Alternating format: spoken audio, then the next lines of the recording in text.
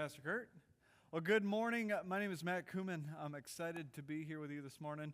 I'm a new addition to the stage. If you don't see this here, it's a table, and I saw it this morning, and it's got a note that says, "For Matt's coffee."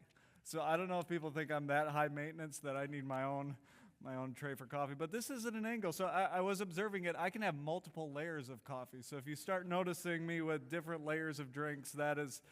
I appreciate that. So super excited for that. But today, it's crazy to think we're halfway through August already, and summer is flying by, and it's almost time for kids to get back into school, which has been a prayer for many of you parents for a few weeks now already.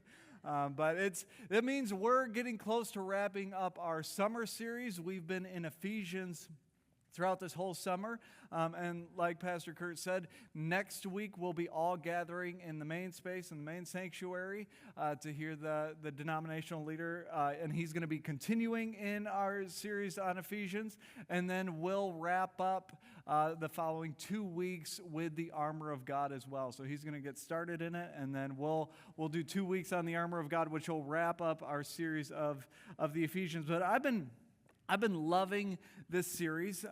Many of you know I got to walk the roads of Ephesus, and it was beautiful for me to get an understanding of this. This is a very real place. Right? Sometimes we read the Bible as this story that has a lot of good things in it, but Paul is writing to very real people 2,000 years ago who had very real struggles and a hard life to live, and he's giving them instruction. And what I've found so beautiful is that even though these words are 2,000 years old, how much relevance they have for us today. And we found that a lot of the struggles that the Ephesians had, even though we are separated by so many years, we struggle with a lot of those same things, right? A lot of human nature has yet to change at the end of the day. In the last few weeks that we've been in this series on Ephesians, Paul has changed his dialogue, and he's been speaking more directly to what does it mean to live as a follower of Christ. Much of which he talked about places they shouldn't even be going, or things they shouldn't be participating in, the sexual idolatry, the brothels, the drunken festivals, the cult worship of the temples of Artemis. We've looked at all of those different things, and some things that if you're a Christian, some of those places you do not belong in anymore, and you don't get to participate in the things that some of your friends may be participating in. And now Paul's taking it to the next level. And we started off with this last week of how do we treat each other. Right? We know what we can't participate in, but what does it mean to actually look in our homes and say, how do I treat my spouse? How do I treat my kids? How do I treat the people around me? And last week we looked at wives submitting to their husbands, and you came back for more. So thank you. But no, we looked at wives submitting to their husbands and husbands loving their wives, and there's a lot of beauty in that, and a lot of beauty in those relationships, and what it actually means to submit, and what it actually means to love, and the depth of all of that. And in this next section, Paul continues to expand that. You see, Paul started this section of addressing each other with submit first to each other. We'll get into that in just a moment. But this next section is including in that. So it started husbands and wives. It addresses that. And then we take it to this next level, also understanding that submission falls into this category as well. But what we don't catch historically, which I found incredibly fascinating this week, is Paul references something specific at the end of chapter 5 and into chapter 6 that we're into now, that is written by a man named Aristotle. You recognize that name? If you nod your head, I'm not going to make you spout history stuff about him, right? Like many of us in history classes at some point have heard the name Aristotle. He's a great thinker back in that day, a logical thinker. He was into science and ethics and politics, but he was probably pre-Paul 380-ish years. He was born 384 BC, so before Christ. So we're talking almost 400 years before Paul is addressing the Ephesians. There's a man named Aristotle. And Aristotle has lots of great ideas and lots of great thinking. He goes on to publish some books. One of those books is this here. You can see a picture of it, Politics. They had incredible printing things back in that day. Okay, my jokes don't get any better than that. So if you don't like that, this is going to be a hard service for you. But he'd do a lot of writing and a lot of great thoughts, so people looked up to him as a great leader of their day and age as far as thought and how people should live. And in his book, The Politics, he goes specifically into some household stuff. And you may be thinking, Matt, this doesn't matter at all. If he was pre-Paul nearly 400 years, why does this matter at all?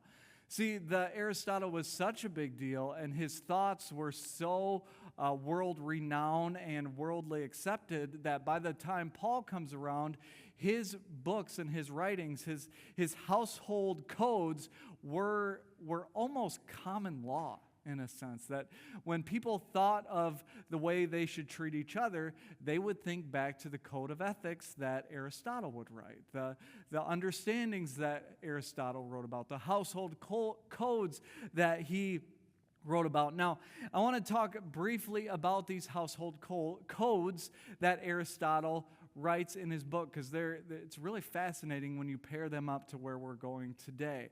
Because he specifically looked at the roles of people and how they were supposed to treat each other. So, what I find fascinating to me anyway, is the three relationships that Aristotle specifically focuses on in his book, in the Politics book. The first one is the role between the master and the slave. Now, the master being the owner and the slave. Now, in this, we think about slavery, and we think about the last few hundred years in the United States and the awfulness of that kind of slavery. But it looked a little bit different for them, because slavery actually there was about 60% of the population included masters and slaves. And so when Aristotle is writing to this group, it's a majority of people would fit into this category of master and slave. So they'd be able to take quite a bit from it. So this is one of those roles. And Aristotle depicted them as the slaves, as they were. This idea is that this certain group of people, the slaves, lack the rational capacity to govern themselves. So the slave, in his phrase, a living tool. Right, that is all they were. Often, throughout his writings, Aristotle would use the word faculty, which we think of as a bunch of teachers or people giving instruction. But to Aristotle, faculty means capacity for action or change. Really, even like it's described as like the soul. Like, do they have the capacity to understand? Do they have the capacity to make decisions on their own, to change things on their own? And Aristotle describes them as having no deliberative faculty, so no capacity for reason or change at all. So between the master and the slave, there's no shared connection. There's no shared reasoning. There's just command and obedience. Aristotle's words. The second role that we find Aristotle mentioning is the husband and the wife. And in the husband and wife, the way he uses it, he says that the wife does have some faculty, so some understanding, some knowledge. She just lacks the authority to exercise it or use it decisively. Aristotle's words, not mine. I see some of you people giving me glares. This is Aristotle's from like 500 or like 2,400 years ago. Okay, this is how he described it. The wives, they have some reason, they have some understanding, but they don't have anyone to oversee that understanding. So there has to be the husband in charge. Where we get a lot of that submit language from would be from Aristotle as well. The last one is the father and the child, that relationship, that household code that Aristotle writes about. And in his view, children do have faculty similar to the wives, but their faculty is immature. Right? So the father's role in his kids' lives is to oversee that. Often that relationship was viewed more as like a king and his subjects, like the people in his city, where they don't have the authority. They may have some understanding, they may have some knowledge, but they're too immature to make the right decisions on their own. So it's the king and the subjects. And all these three household understandings by Aristotle assume that it really comes down to this word faculty. How much understanding do they have? How much reason do they actually have? There's none for the slave. There's some, but not authoritative for the wife. And then there's some, the present, but immature for the child. And this is how Aristotle builds a lot of his household code in that day. And for us, if we take a look and understand this, that the book of Ephesus, or the book of Ephesians, the people of Ephesus would have held on to that code, that understanding of this is the way people live. This is the hierarchy of understanding of the roles of wives, slaves, and kids in accordance to the husbands. This is how everyone would fit into those things. They are all told to obey, or they're in subject of the man or the husband or the dad in some sense. And the man in this book of Aristotle is only told to love his wife, not to provoke his children, and not to threaten his slaves. Right? This is what we're told in Aristotle. So it's a pretty baseline responsibility for husbands and fathers and slave owners. Like it's extremely baseline. They get obedience and subjectivity from the people underneath them, and all they have to do is love them and not beat their slaves. And it's like, okay. But this is the world the Ephesians are in. This is the code that they would have lived in their household. And what we'll find is Paul is going to use what the people are used to, this code that they understand, this wheel that's almost already been made and functioning in their world, and he's going to make some tweaks to it. And he's going to give them a bit of a different understanding to, if you're a Christian, that wheel may still exist in the lives around you, in the culture around you. So we're not going to throw that wheel away, but we can function differently in that wheel. Now, if you were here with us last week, what we addressed the husbands and the wives, right? And that relationship towards each other and what that means for us today. And next, Paul is going to talk about the relationships between the fathers and the children, as well as the slaves and the masters. So Paul's literally taking the rubric that these people would have understood and would have accepted as culturally acceptable, and he's using that to go right into, this is what it means to be different. So let's jump right in. We're going to be starting in chapter 6, starting in verse 1. Children, obey your parents in the Lord, for this is right. Honor your father and mother, which is the first command with a promise, so that it may go well with you and that you may enjoy long life in the earth. I wish my kids weren't all in nursery, because I'd like them to hear that a little bit louder, right? One quick note, though, as what I love about Scripture, and so this is a side note, about what we see Paul doing here is he's actually tying the Old Testament and the New Testament. There's a law, the Old Testament law, which if you were with us in the beginning of the series, we talked about the Jew and Gentile difference, that the Jews still loved the old law and the Gentiles were like, but the gospel, this is what's important. And the Jews, they argue back and forth on that, right?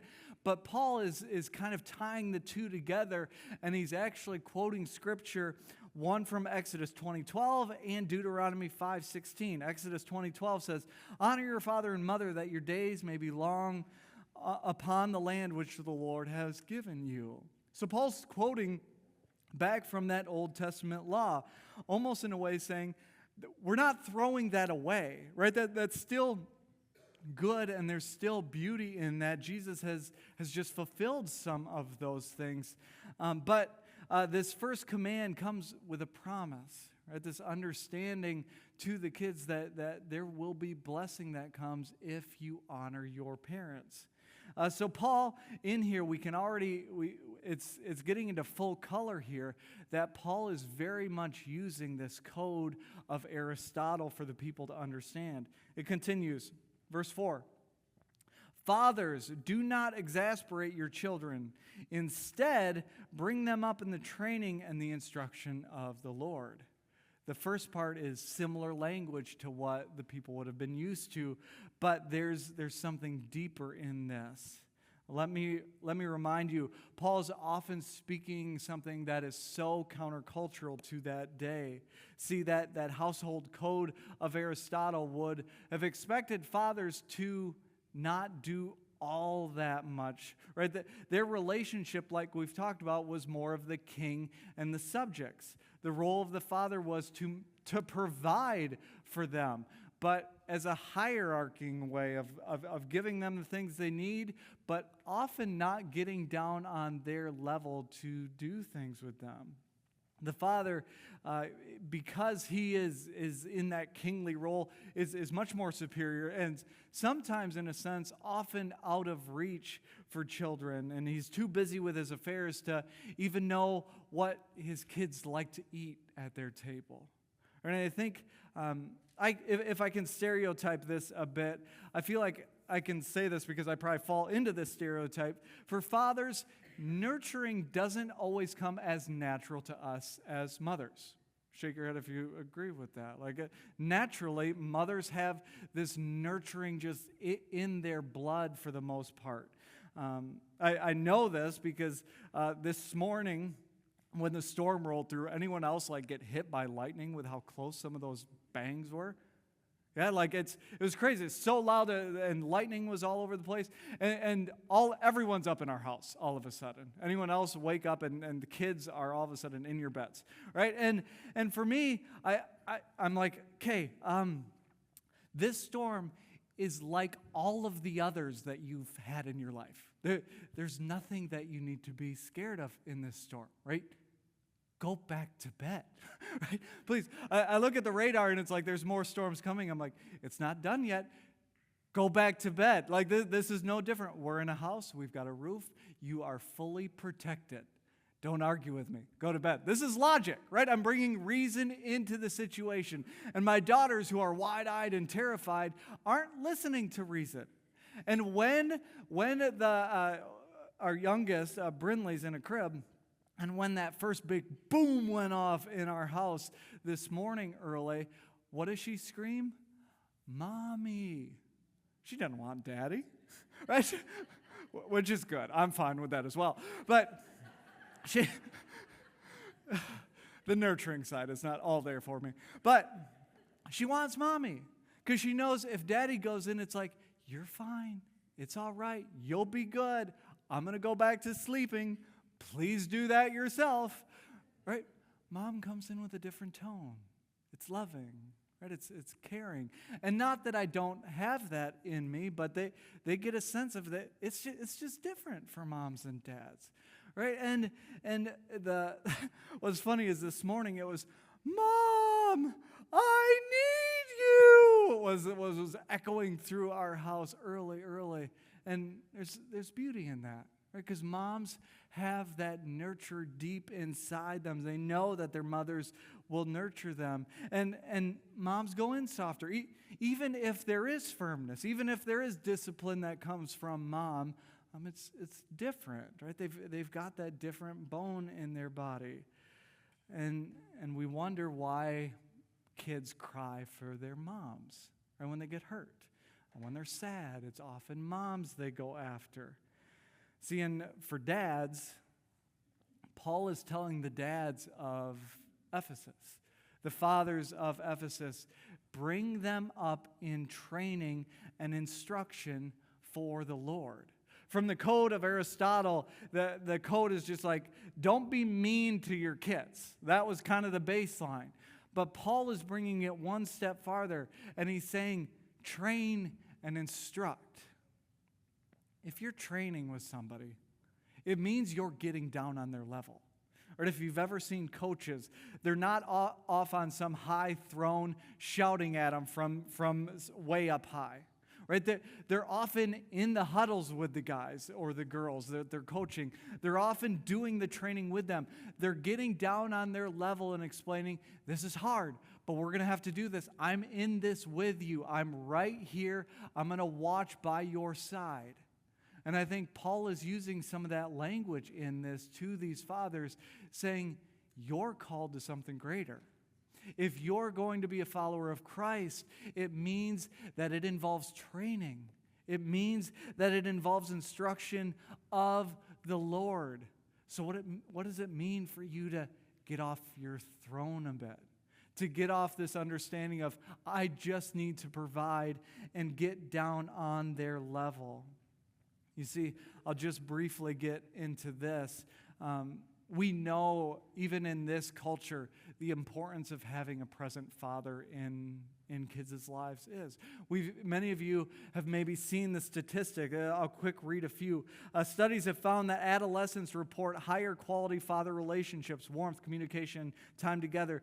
Those that are reporting have greater optimism, lower stress, and depressive symptoms in young adulthood from the very beginning. A study of juvenile male inmates, young males in jail or prisons, found that father absence was the strongest individual level predictor of gun carrying and drug trafficking. With young men from father-absent homes, almost 300% more likely to carry guns and deal drugs than their peers who lived with their fathers. Another study found that fathers' play in early years positively contributes to the child's social, emotional, and cognitive outcomes, and it's linked to fewer behavior issues in school. These studies are endless, and I think even if we go back to the time of Ephesus, Paul's pushing these fathers, these dads, to get off their high horse of just trying to provide and just doing the thing that they're expected to do, and saying, there's a better way for you to live. Your kids need this. You need to get down on their level. And dads, it's your responsibility to talk to your kids about who God is and how He is faithful, and what living a different life looks like, what it means to be a follower of Christ in the world that they're growing up in. Let's continue. Let's take a look at the third relationship that Paul makes a special note of. This comes out of verse 5. Slaves, obey your earthly masters with respect and fear and with sincerity of heart, just as you would obey Christ. Obey them not only to win their favor when your eye is on them, but as slaves of Christ, doing the will of God from your heart. See, notice here, Paul is not looking for them to create an uproar. He's not saying what they're living in is unfair. It's kind of understood. Paul's asking them almost in a very similar nature what the start of Aristotle's House of Code is, like he has already, but it continues. Serve wholeheartedly, as if you were serving the Lord, not people. It's very different. Serve wholeheartedly as if it were for serving the Lord, not people, because you know that the Lord will reward each one of you for whatever good they do, whether they are slave or free. See, you will notice that Paul is still following. He almost takes the first part of the code and he uses that in this story and then ties in. Okay, that's okay. We have that as our baseline. But what does it mean to fully live out being a Christian? What does it mean to fully live out this understanding of being a follower of Christ? See, what we find in this last section is he makes a turn on the slaves. He's not telling them, okay, try and escape and do all of these things. He's saying, in that, in your understanding of being a slave, even if your situation or circumstance doesn't change, your posture can. He's telling them to serve wholeheartedly as if they were serving the Lord. See, the beauty is when we realize that our lives are really not our own, right? Our goal should be to serve the Lord in whatever posture we find ourselves in. And it ends with this, verse 9. And masters, treat your slaves in the same way. That is radical. Masters, treat your slaves in the same way. Do not threaten them, since you know that he who is both their master and yours is in heaven, and there is no favoritism with him. This would have been absolutely shocking to them in Ephesus. See, treat them the same way? Right, that treat them the same way is still referring to where we started last week with submit to each other out of reverence for Christ. That still follows under that code of what we're in right now. Treat them the same way. What do you mean I have to submit to them? That would have been radical in that day. They're slaves. No one else is living like that, and yet Paul is asking the people of Ephesus, the masters of Ephesus, submit out of reverence for Christ. See, according to the gospel, everyone should be treated equal, regardless of economic level, regardless of gender, regardless of age. You should submit to each other. See, Paul talks in here, because you know that he who is both their master and yours, referencing God, is in heaven, and there is no partiality with him. No master. Same master. No favoritism. In my opinion, this section is an absolute work of art from Paul, tying in what they would have been used to in that culture, what they would have read and understood as the way to live as a Christian and the way they were to treat each other. And Paul takes that and he adds into it. And he doesn't erase the code. He just adds moral weight into those that are overseeing or on top of the people in that day. See, Paul was speaking very clearly to this church. See, for us, sometimes we read some of this and we think, that's some weird language. We don't really have slaves, so we really don't know what to do with that. But there is so much beauty in this. See, Paul isn't just handing out this household code ethic that they would have understood. He's saying that every relationship, from the bottom to the top, even the most mundane and most hierarchical relationships that exist, become a space where you can actually relate those things to Christ.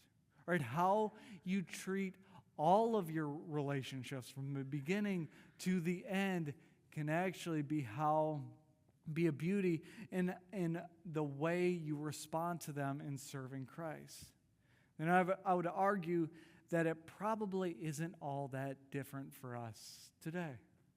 I don't think that challenge is all that different for us. So think about the relationships that you have. If we understand what Paul was speaking about, think about the relationships that we have. And first, even those relationships of the people that are above us. We can find some of that language of slaves to masters, where it's employees to a boss. See, people understand, like, even if we don't like our jobs, even if we don't like those who are above us, we still have to respect them in some nature, right? We still have to submit to their leadership, even if we don't agree with some of their leadership. We still have to do those things if we want a job at the end of the day, right? That some of that is just a part of our world. But what Paul focuses on, and what I think our hearts need to be on, is everyone else for us. See, parents, how do you treat your children? Bosses, people who oversee employees or in any nature of that, how do you treat your employees?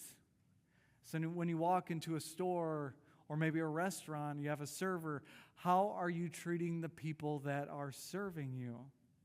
The people in the drive-through line getting your food, right? The garbage man grabbing the trash at the end of the road, the checkout person, the people who serve you in some fashion.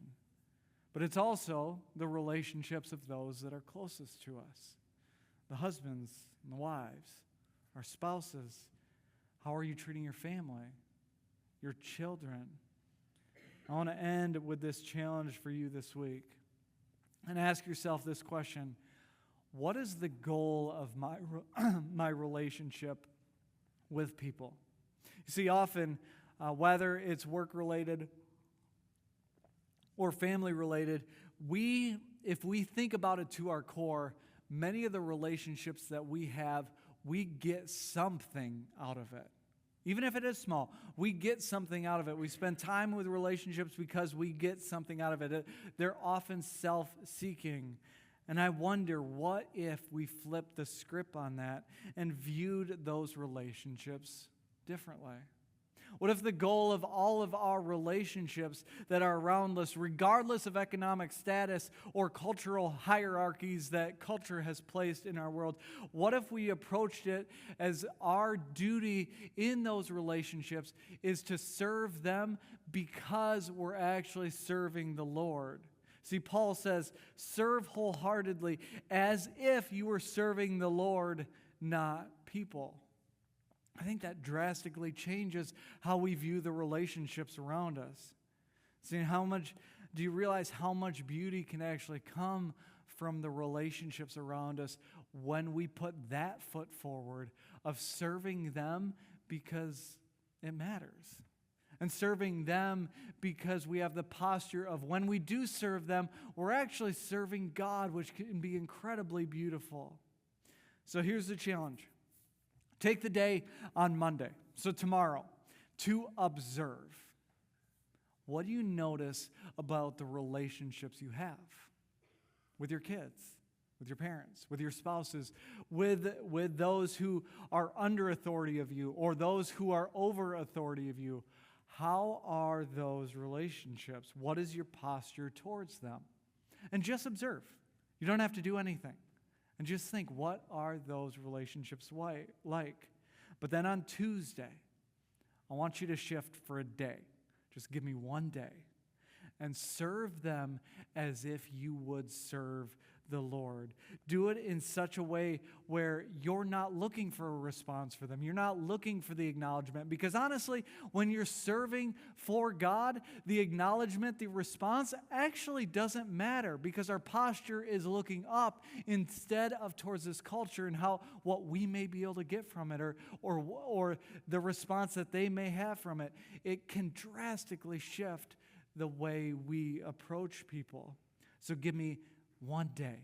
Try this. Monday, observe, and Tuesday, flip into the gear of trying to serve, not for yourself, not for even them, but for God. And see how your posture, see how your day may be different. Because I promise you will find that there is some beauty in when we change to how we serve God instead of serving people. Would you pray with me? Heavenly Father, we thank you for your word. And we thank you for, I'm just still shocked over and over again how much this relates to us. And God, I ask that as we take this into the world, that we realize that there is just a mission field of people in our lives that could use people serving them simply for the sake of who you are. So God, I ask that we go into this world, that you give us courage to respond because of you. And then our heart goes out to them because you're in our heart. So God, give us the courage and the power to do those things. We ask this all in your name we pray. Amen.